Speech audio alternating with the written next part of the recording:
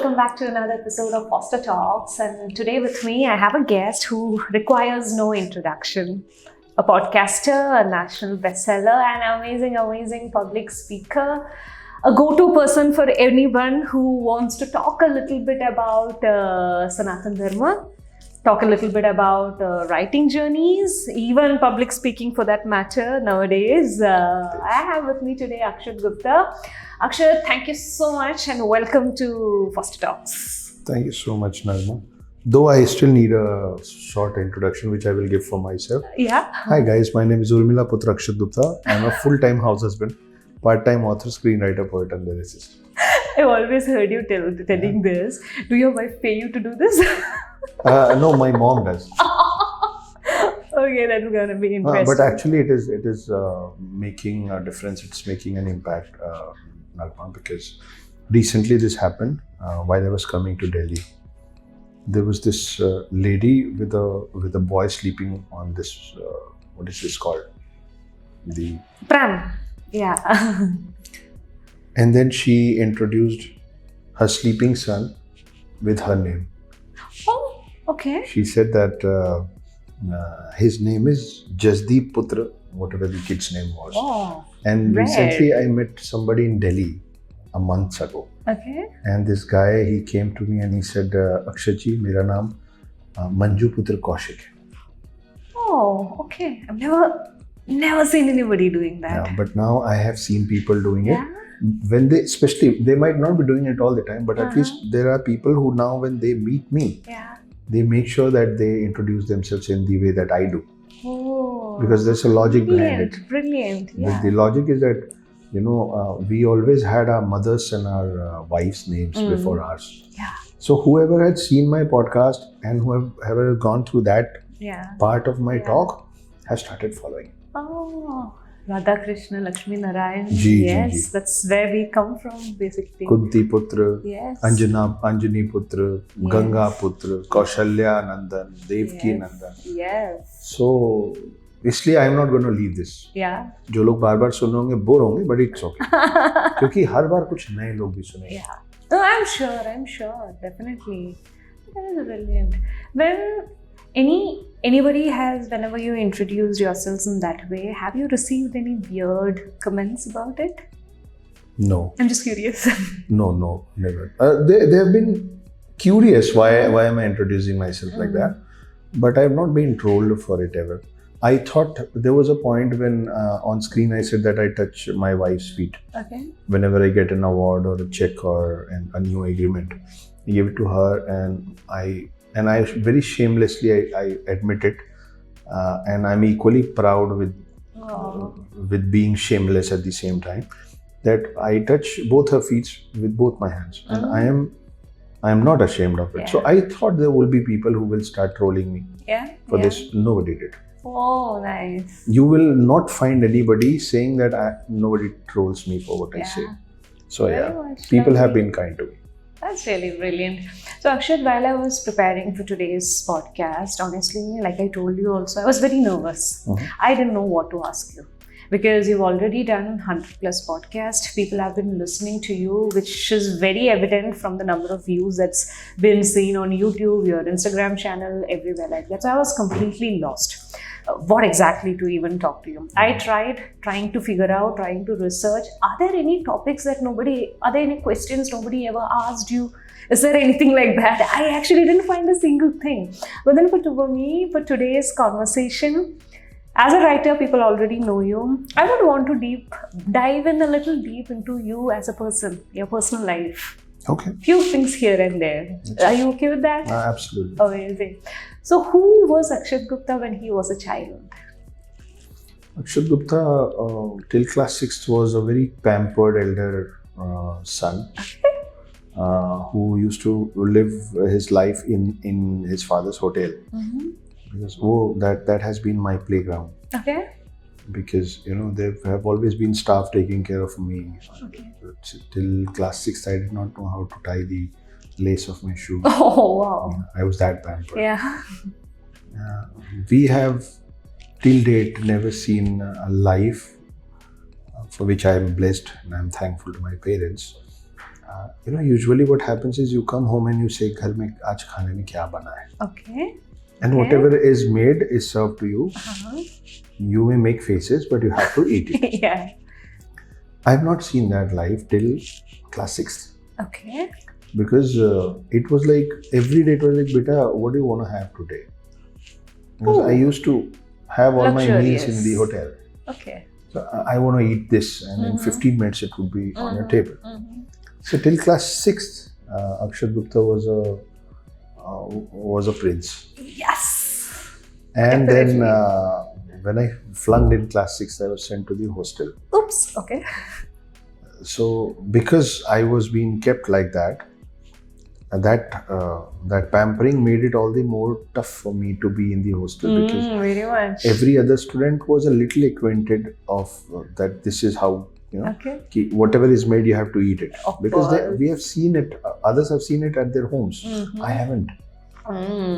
True. So it came all as a shock, but I don't want to eat this. Why will I eat this? Spoilers. I want to eat this. Okay. Where is the menu? Yeah. And they said, "There's no menu. Yeah, of course. All these kids that you see are going to be treated equally, Yeah. and you're one of them. Yeah. This is what you have to eat." Yeah. I don't want to eat. Well, don't eat. Go to your room. Of course. Then sometimes hunger taught us that whatever there is on table, you need to respect it and eat. Yes. So later I realized that I am learning things a harder way. Yeah. From class 6 till class 10th, I was in the hostel in Raipur called Garnered Educational Academy, English medium. Okay. Then we learned unity with each other, and we fought badly Okay. with our seniors. I was rusticated from that school. Yeah. Oh. Does people know these stories? Okay. So I was rusticated from the school, Okay. which is when I reached Indore. Okay. And when I was in Raipur and I used to go back to my village, which is now a town, Yeah. Ambikapur, I used to feel, comparatively, I used to feel smarter than all my friends, because I was now in Raipur. They were still in Ambikapur. And then one fine day I reached Indore, Okay. and I felt like a fool. Yeah. Because it once happened that I went to a cafe with a couple of friends, and I didn't know how to use a water dispenser. I couldn't take water out of it. There were these many buttons, and I said, "What is this? Why can't somebody just bring a bottle and keep it on my table?" Yes. I said, "I need water. Go take it from there." And I couldn't take it. And there were a couple of my age people sitting, class 11th.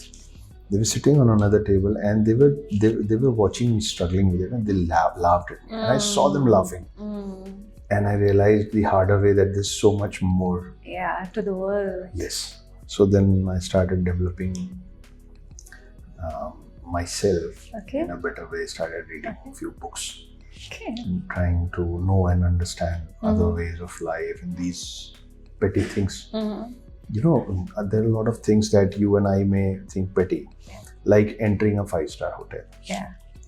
I promise you, more than 70, 80, 90% of my country's people are still hesitant to enter a 5-star hotel. I'm still nervous. See? I get so conscious. What am I wearing? Especially my shoes. If I'm wearing a sandal, I get so conscious. Like, can I even enter? Will people stare at me? I know I don't have to think that, but I think it's just there. Yeah. It happens. We still think that somebody may just put a hand and stop us, or where are you going? Yeah, exactly. This naturally comes in your head. True. So I've gone through all of it. So till class 6, a pampered boy who had everything. Yeah. From 6th to 10th, a hostel life. Okay. From 11th and 12th, I was a day boarder in Indore. So I learned how to drive a bike and how to make friends and do things that a class 11th, 12th guy must do. Fell in love, hardships, breakups, crying, writing love letters, all those ordinary things that everybody does, while he or she thinks that this is the extraordinary I'm doing. Oh yeah. So yeah, this is all very ordinary. So I've been I've been as ordinary as everybody else, and then got married at a very young age. Got divorced at the age of 33, and so I had a chain of restaurants in Indore because I'm the third generation of my family into hospitality. So I always thought that this is the only thing that I know at its best, how to serve tasty, good food with a smile.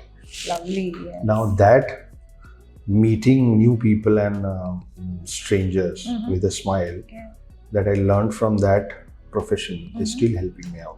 Oh yeah, true. Yes. It's easy for me to start a conversation with anybody because I've been doing it. Yeah. So yeah, I mean, at the end you realize that everything, whatever path you have taken to reach wherever you have reached, all of it has added to make you be where you are. Amazing. Nice. So that's the long and the short of me. Understood. So today you work around in your podcast, in your books. It's a lot about our mythology, our culture, our belief systems. I wouldn't say religion as such, but more around our belief systems and everything to do with us Indians. Yeah. Our history, everything to do around it. Were you always interested in these, or is it somewhere down the line you kind of picked these up? Like, were you very devotional / a believer when you were young? Were your family already infused in such a culture, or you just picked it up somewhere on the go? No, I've been seeing very interesting debates in my house regarding religion and everything. As you said, I wouldn't say religion. Yeah. I would also not rather choose to say mythology. Mythology, the word mythology comes from myth. Myth, mithya, which is kalpana, which is in English fiction. Yeah. I am a fiction author. I know how fiction looks. Yeah. To me, Ramayana and Mahabharata and all those ancient scriptures doesn't look like fiction to me. So if you will call it fiction, you will start calling it mythology. If you will believe, as you the word that you used, if you will believe it, then it is satya. Yeah. If it's satya, then for me it is satyalogy, not mythology. Yeah, true. So I would rather choose to call it mythology. You see, we have grown up in a way, especially in my home, between my parents. My mom is a Brahmin, they're love married. So she has a different approach of seeing things, which is a very common approach. Yeah. Most of us who don't ask questions. Okay. कि नहीं हमको बचपन से ऐसे ही बताया गया ये काम ऐसे ही होगा शनिवार को लोहा नहीं खरीदना है नहीं खरीदेंगे क्यों नहीं खरीदना है वो सब हमको नहीं पता वो सब हमको नहीं पता हम बड़े हैं तुम सवाल नहीं पूछोगे क्योंकि हमसे जो बड़े थे उनसे हमने सवाल नहीं पूछा exactly the same on the other hand was my dad. My dad is comparatively less educated than my mom, but he had the knack of poking. So there happened once while my dad was making a huge hotel in a very small town, my same small town, Ambikapur. And my mom once came and she said that this hotel will not work. And he had put all that he had in that hotel. So my dad and me and my younger brother, we were right there. I was around 8 years old. My younger one was 4 years younger to me, so 4. And my dad smiled and said, "What made you say that, or even think that?" And my mom said that in the southern part of this plot, you have digged this deep tank, water storage tank, which is beneath the land. And on the north of this property, you have the whole heavy structure of the whole hotel. So according to Vastu Shastra, this is totally wrong. You can't have a water tank on the south of the plot and can't have the structure, the heavy part in the north. So my dad smiled and he said, "Which part of the world do you live in?" And she said, "What kind of a question is this?" Of course. And my sons also know that we live in Bharat. And by this point, my mom was winning the debate. And then my dad said something which till date helps me to compare and balance things up in my head. My dad said that in the southern part of India is the second highest depth and ocean, Indian Ocean. Yeah. And in the north of India is the most heavy structure of the world, Himalayas. So according to you, the Vastu Shastra of the whole country is Yeah. and True. my plot is inside that. Yeah. So what A difference will it miniature make? of the same thing. What difference will it make Yeah. if I am inside the big plot called India? Wow. Okay. And it's like, this man Yeah. wins. Exactly. I'm like, whoa, on the dot. Okay. So that made a huge difference in my head. Another thing that I saw, we were in a petrol pump. My dad had a Maruti 800. So, kids tend to, whenever the car stops, kids, they just rush out and they start running here and there, exploring things up. Yeah. So me and my younger brother were out and this petrol bunker was. And then comes a very white-clad young man. Because right before that, there was a series of SUVs Okay. came for the petrol. Yeah. All white cars. Yes. One after another. And we just saw come. And then out of one of these cars comes her.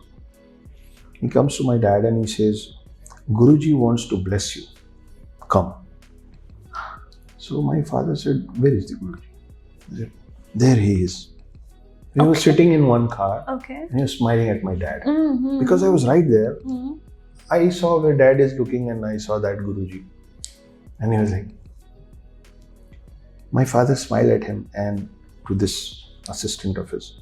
My dad said that he wants to bless me. Why should I be going there? Okay. It came in his head and in his heart that he wants to bless that man. Yes. He should come out and bless me. Yes. Why do I walk there? Yeah. I am not thirsty. I don't want to go till the well right now. Yeah. If the well is so wanting to Provide with you to you. Yeah. well must come. True. And that again, that it stayed. Which is why till date I don't have any guru. Neither am I interested becoming somebody's guru. Yeah. Whenever people come meet me, try to touch my feet or get overwhelmed, I say don't touch my feet. I am no guru. Hug me. Call me bhaiya, call me dost, call me Akshat. Don't call me Guruji. So such things have paved my way and shaped me also. Amazing. So, which is why people are liking my talks so much, because I am trying to continuously give logical explanations of whatever we believe. Yeah. That's it. That is true. No, I connect with that because even I'm somebody like there is always somebody telling रात को ये नहीं करते. In Tuesday you don't eat non-vegetarian. Wednesday you can. Tuesday you cannot. So multiple things like that which always comes back and people just follow. So I've been somebody always who just goes back and give me a reason why you're doing it. Then I will do it with you. I have no problem. I'm more than happy because I'm a believer. But then give me the actual reason. But 99% of them, they don't know. This is what I've been doing throughout my life. I'm like, okay. I recently said in one of my podcasts, people didn't like it, but that's okay.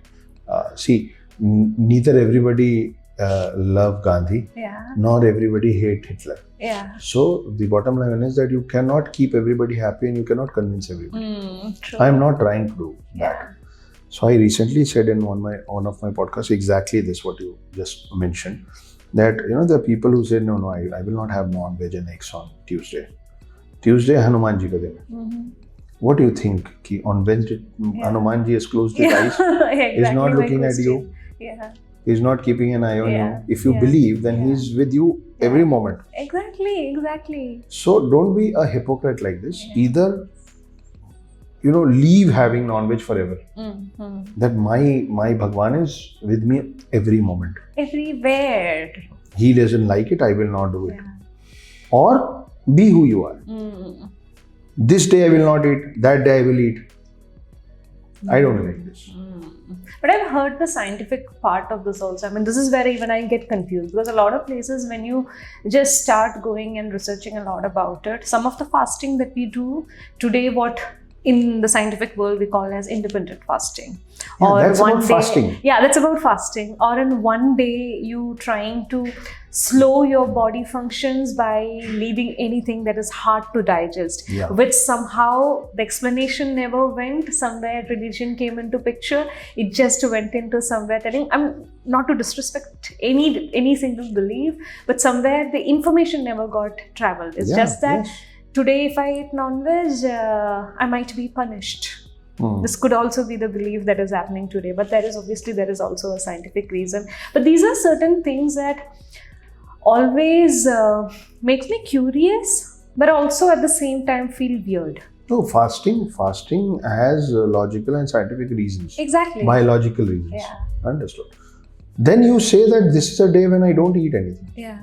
Don't say that I will eat everything, Yeah. but today I will not eat non-veg. You know? Yeah. Then you say I am at fast. I will understand that. Okay, out of your sheer belief only, if you're fasting a day, it is helping your body. It's okay. Very much, yes. Then it is considerable. Yeah. Not this one.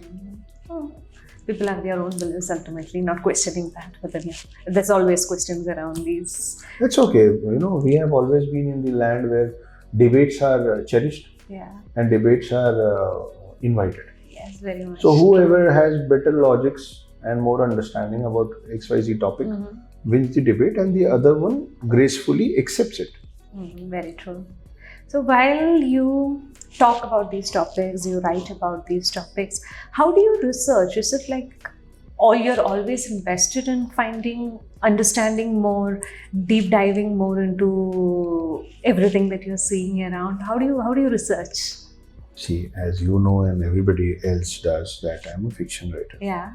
So I have a lot of margins and liberty to go and take my characters wherever I wish to.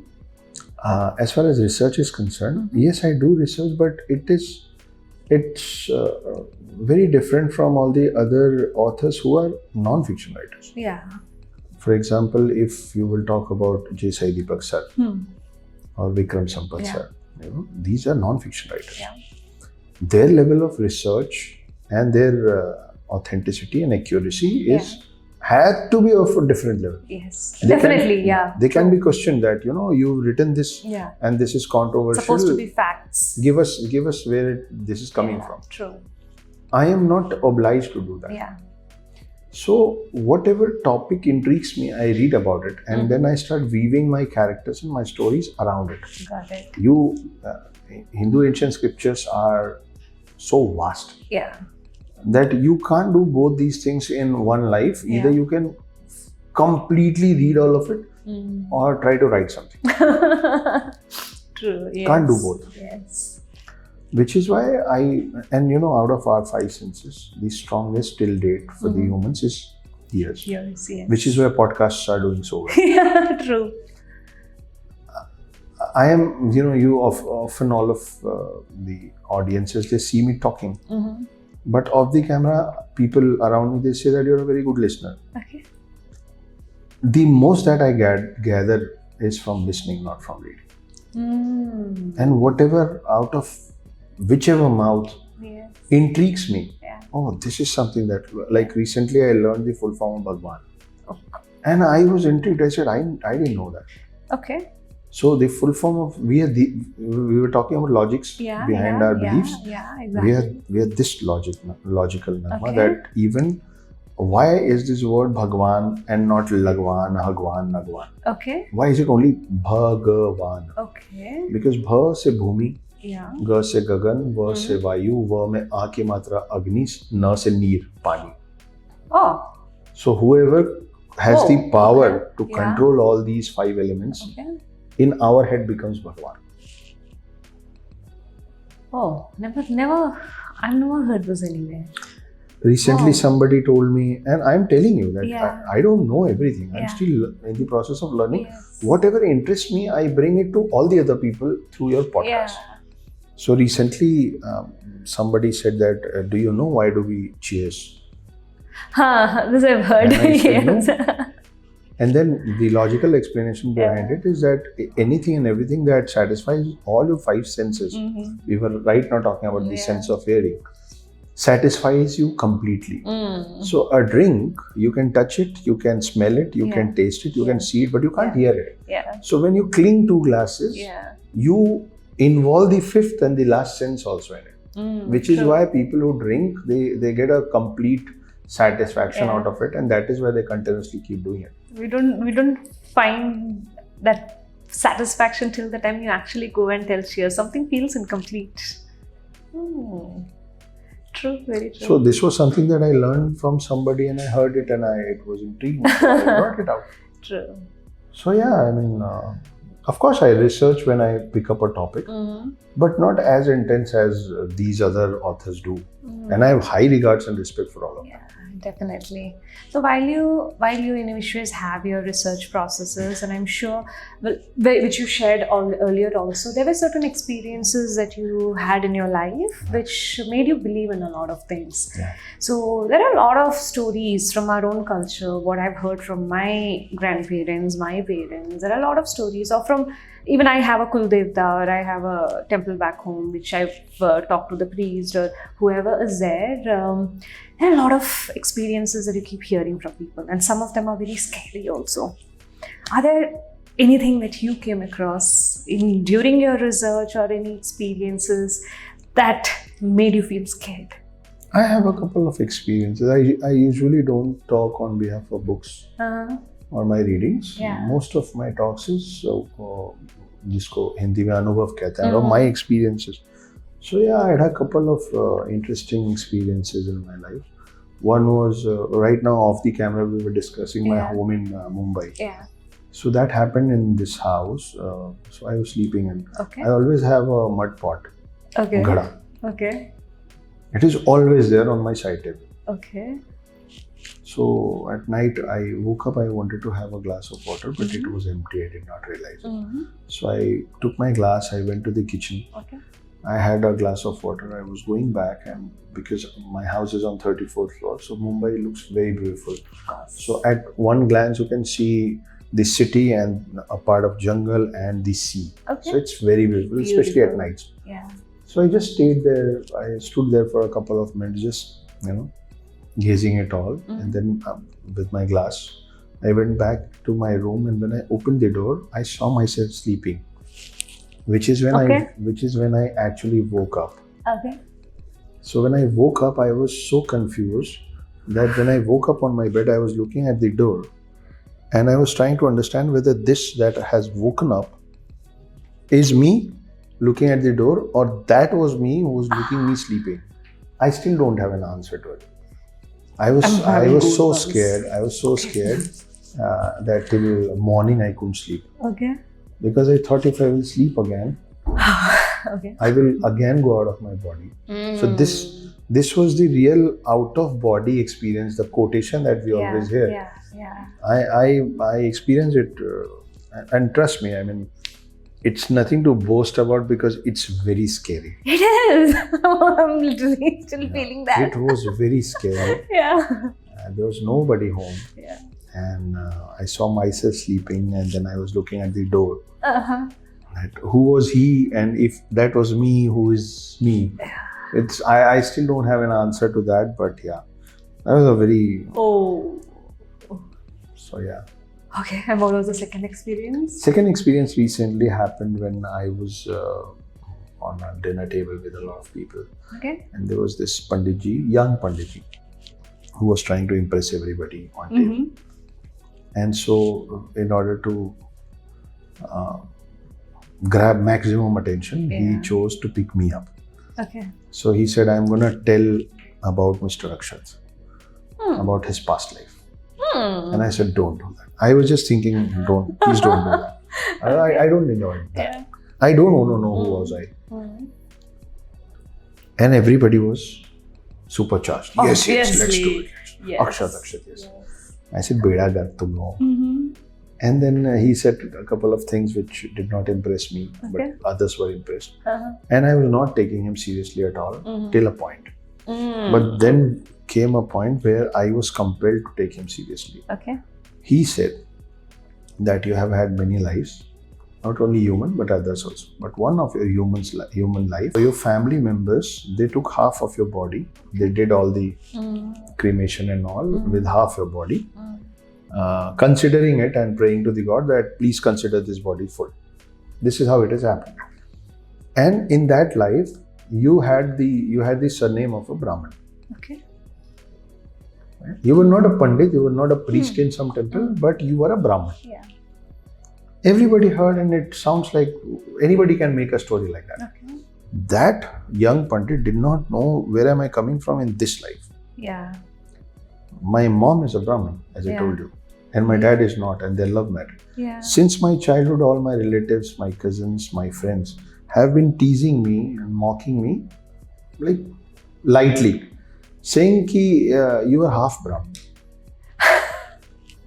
And I myself have made a joke of it many a times while I was young, that if you guys will poke me, I will curse you, that both your legs will be broken, but at least दो का श्राप दूंगा तो एक पैर तो टूट ही जाएगा क्योंकि मैं तो आधा ब्राह्मण हूँ. My mom is a Brahmin. That he did not know. And this life I'm a half Brahmin because half my body was cremated. So when such things happen to you in real, you are compelled to think, if not believe, at least think. Yeah. He could have made any story about it, Yeah. and there's no way that you can check. Yeah. Go back in my past whether he's right or wrong. Yes. How out of lakhs and lakhs of stories, this is a story that he picked for me? Is the question that I don't have an answer to. Oh my God, that's brilliant.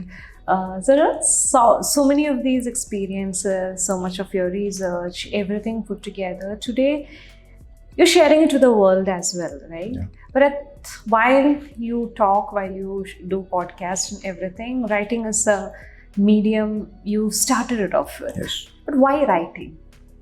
Where did you pick that up from?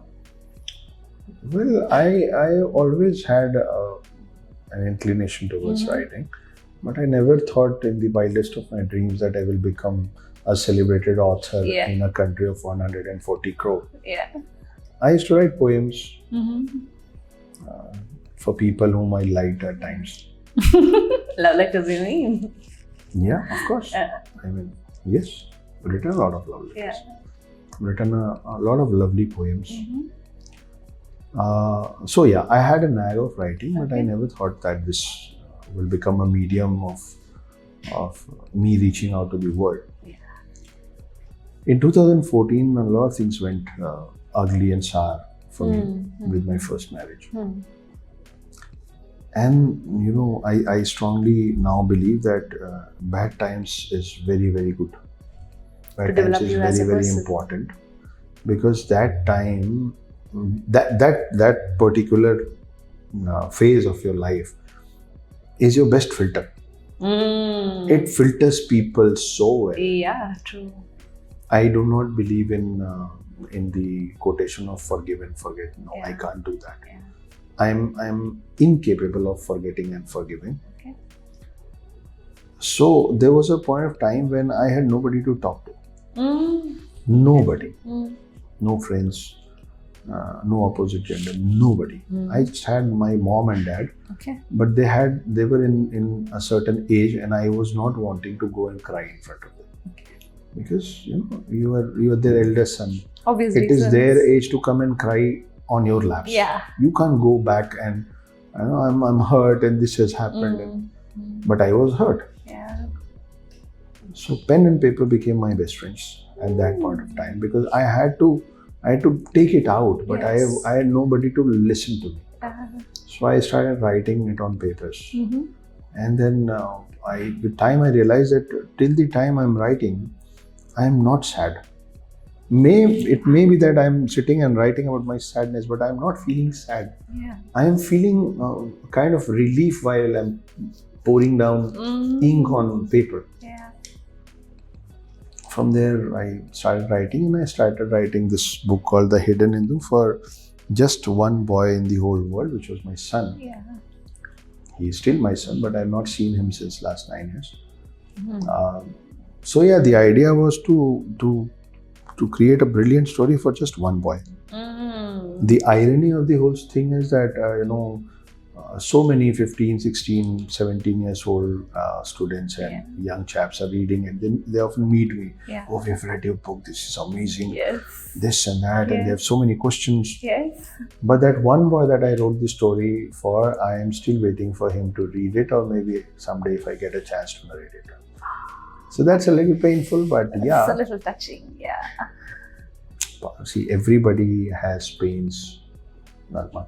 It's just, I strongly, and I'm so vocal about all my hardships and my pains, is because I strongly believe that unless and until I will not accept myself, I cannot expect you to accept me. Very true, yeah. I don't know why people are, you will see so many liars around you. You know through somebody that some XYZ person is going through a hard time. But when you will meet the same person, so how's life? Everything's fine. Why? Yeah. Just say that it's not fine. Yeah. I'm struggling with this segment of my life. If you can't, so you have a beautiful tattoo. Right?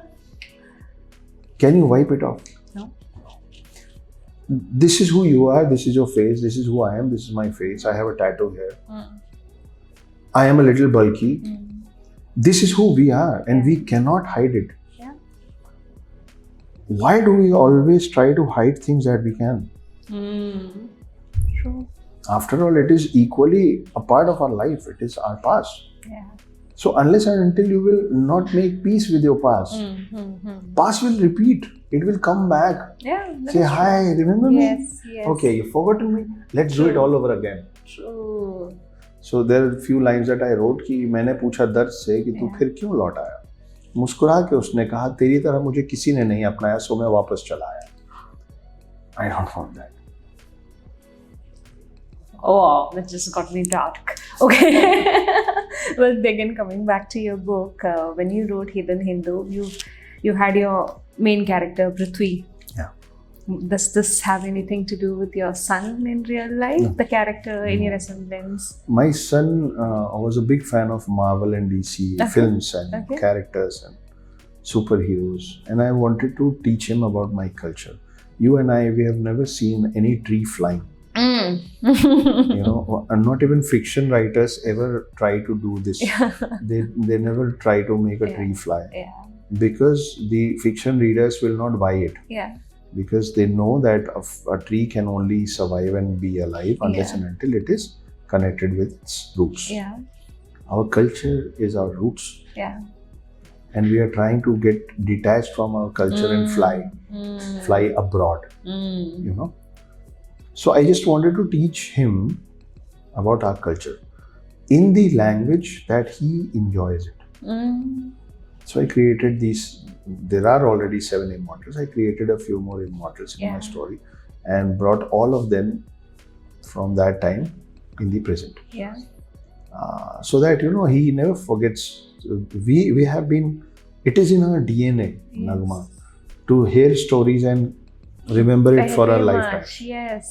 Which is why we can forget the lineup of Darwin's theory of evolution, but we cannot forget the Dashavatara. Though both of them are the same. Because this is when we went in stories. So we are not very good into mugging up. We need to be entertained with everything. Good storytelling. If you want to remember the bottom line, bottom of some story, you need to have, in order to remember the moral of the story, you need to have a story. So I was only cooking a story so that he never forgets the name of these 7 immortals, Sat Chiranjeevi, and how the yugas are divided. Now, what are those Dashavatars?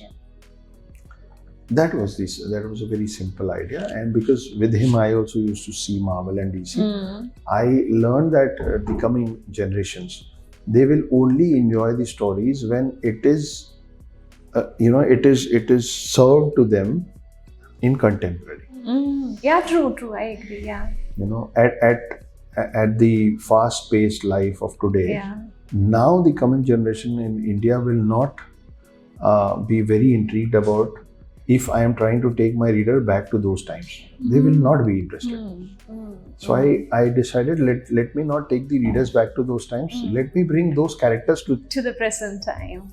that. Which was obviously the interesting take that you had. That worked. Oh, brilliant. When is book 4 coming? Because I don't know what happened to Prithvi. I just know that he's back, and I don't know the villain that I hate is still there. Yeah. So now what happens next? When are you telling us the remaining of the story? So there's a point of time till when you drive your characters, Okay. and then your characters grow up as children grow up, and then they start driving, and they ask their parents to go sit at back, pull up your seat belt. Yeah. I will take care of the rest. Yeah. So there comes a time when your characters don't allow you to drive the book. They start driving their own stories. So Prithvi has not told me what he's doing nowadays. I'm simply waiting for him to come back to me and tell, now this is the progress, start writing. Oh, so we can still wait. Yeah, I'm also waiting with you. So we are in the same boat. Yeah. What is a new book about? I haven't read your new book about yet. I just gone through this thing. But then, what's the new book all about? So there's this producer who has also become a very good friend to me now. His name is Mr. Sandeep Lazel. One day I got a call from him, and that was the first time when we were talking. Yeah. And he said that, Akshat, there's an incident which is documented in very less words. Yeah. That in Gokul, Krishna's city, Ahmad Shah Abdali and his army tried to raid Gokul once, a few hundred years back. Because according to them, the more the temples, the more the wealth. Yeah, the wealth. Gold. So they wanted to loot that place. Yeah. And wherever they were going, in order to loot the places, they were dismantling temples. Because according to them, temples had gold. Okay. They this time didn't know that in Gokul there's a mob of Naga sadhus sitting for a conference meeting, as we are sitting in a conference. When these Naga sadhus realize that there's some Ahmad Shah Abdali who is trying to destroy the sanctity of this place, they decided to fight. Okay. That's the Naga Warriors. Yeah, and Naga sadhus any which ways are the warriors. You will ask any Gen Zs, and I've told it before also, but again, if you will ask any Gen Zs, what are the best Greek warriors called? Okay. They will all tell you they're called Spartans. Yeah. And the Japanese, they will tell you that those are called samurais. But they don't know who are the best warriors of this country. They are Naga sadhus. They are trained to fight. I was about to ask that only, because who exactly is a Naga? Because we've been hearing the word Naga used in multiple fiction books in multiple ways. But then for me, I didn't know if Naga was a warrior. I know in certain fictions that I've read before, the Naga community, I don't know if it's sadhu or normal people. So the community has helped in the wars to win back dharma. But who exactly is Naga? So we are so confused because we always associate this word sadhu with peace. Yeah, exactly. That sadhus means either they will sit and pray, or if somebody will attack them, they will sorry, don't kill us. No. And that's the common man definition. That's what even I know. So Naga sadhus is a clan which was generated and created by Adi Guru Shankaracharya back then in 7th, 8th century. Because he was a visionary at that time. He knew that in the coming time, we will not win wars by Shastra. Like I was saying that, two people debate. Who had better knowledge, the other one gracefully gives it up. He knew that in the coming time, this won't happen. Definitely. So along with Shastra, you will also need Shastra. So who's going to protect Dharma? Which Shastra? Was the thought when Adi Guru Shankaracharya created this clan. Their only sole purpose is to protect your dharma. There are more than 4 lakh Naga sadhus in this country. Now? Yeah. Registered number 4 lakh. Okay. More than 4 lakh Naga sadhus. It is bigger than a lot of armies of small countries. Okay. So they fought with this the army of Ahmad Shah Abdali. and they gave them a very, very good fight. Okay. Which is why Gokul is still standing. Okay. So, Little but too much of information. So this is now what? Is this a not a religion, but is this a community specifically, or this is a professional title? This is a religious title. What exactly It is is a that? When you say community. 4,000, it is a 4 lakh. 4 lakh, sorry. It is a community. They are now divided into different clans, which is now called akhadas. Okay. So there are many akhadas, and their rituals and their way of praying is a little different from each other. Okay. But overall, they are all Naga sadhus. So whenever your dharma will be threatened, they are supposed to come back from mountains and fight.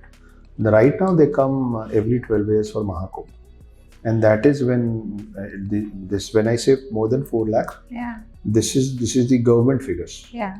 Yeah. So in Mahakumbh, last Mahakumbh, there were another one is 2028, I guess, in Ujjain. Yeah. So the last Mahakumbh, they were counted 4 lakh plus. So, is the Naga Sadhu community same as what we normally say the Aghori community? No, They're different? Yeah, we are again confused with both of them because their appearance is, they look very similar to each other. Their appearance, the way they talk and they show and see is very, close to each other, but they're still different. Aghoris, they believe and they strongly believe that they are still trying to reach Shiv. Yeah. Whereas Naga sadhus believe that we have already got Shiv. We are the Shiv's army. So they are not, they are looking for moksha, not Shiv. Okay. So they are not doing any prayers and any rituals so that, through this path we will reach Shiv. Okay. This is what Aghoris are doing. That we do these rituals because we are wanting to reach Shiva.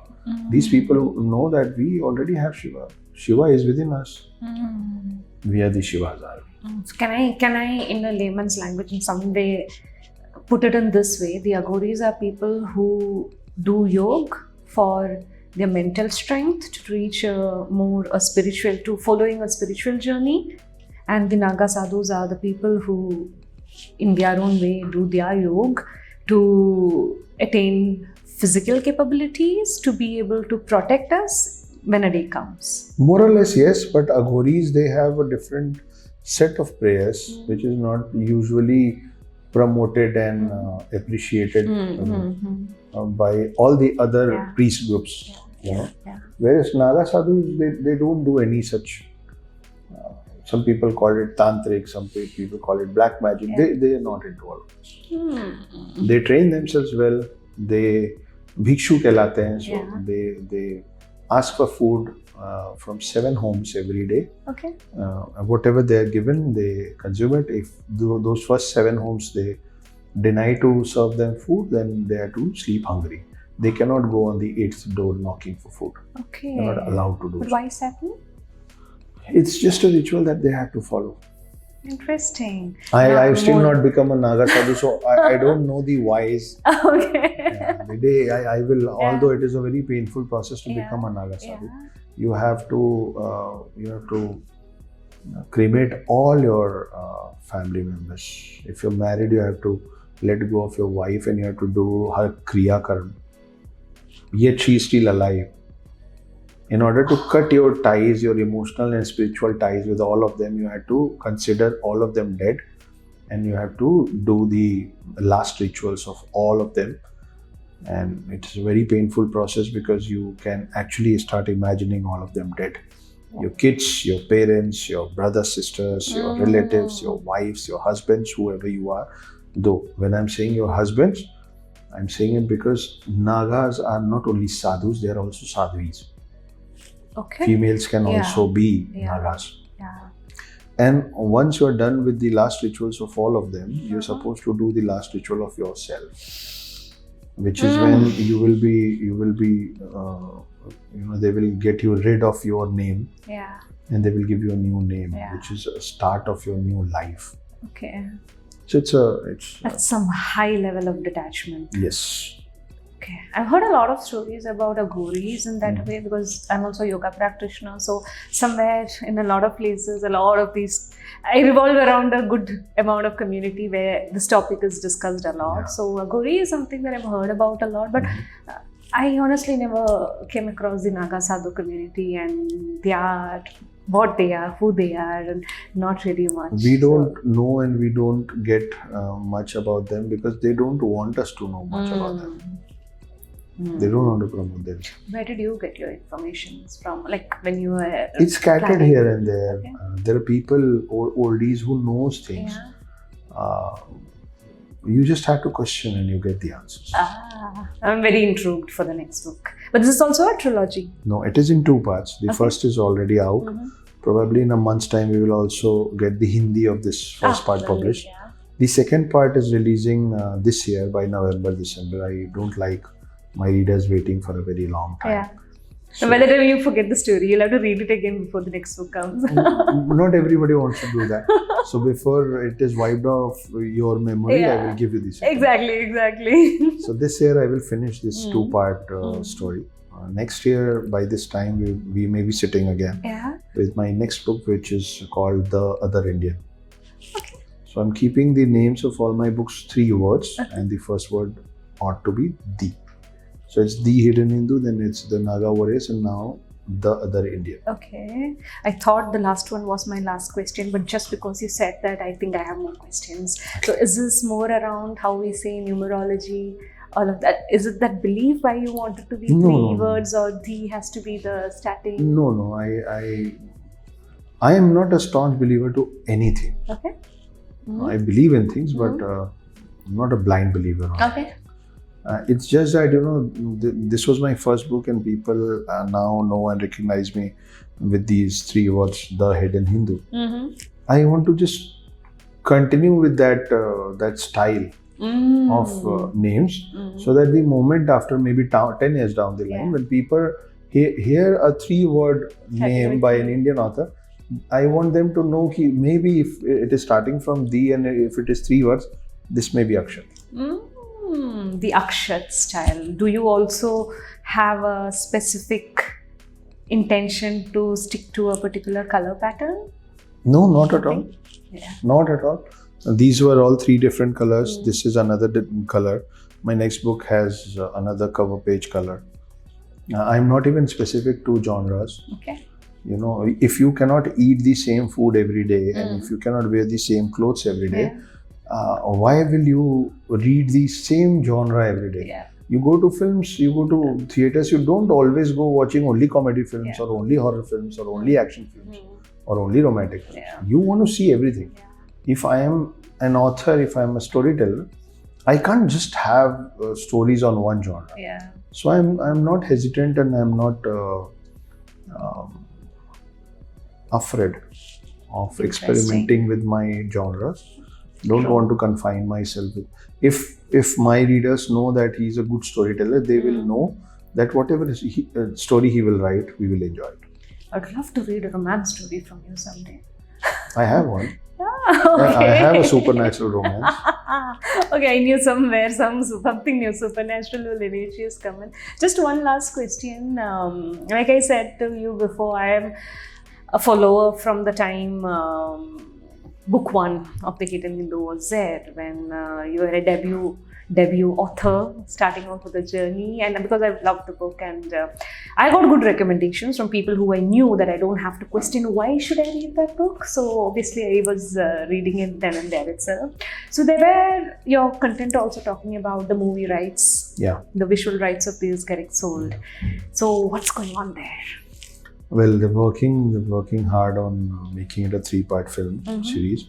It's Mrs. Sakshi Dhoni, the wife of Shri Colonel Mahendra Singh Dhoni, who's also our former captain cricket team.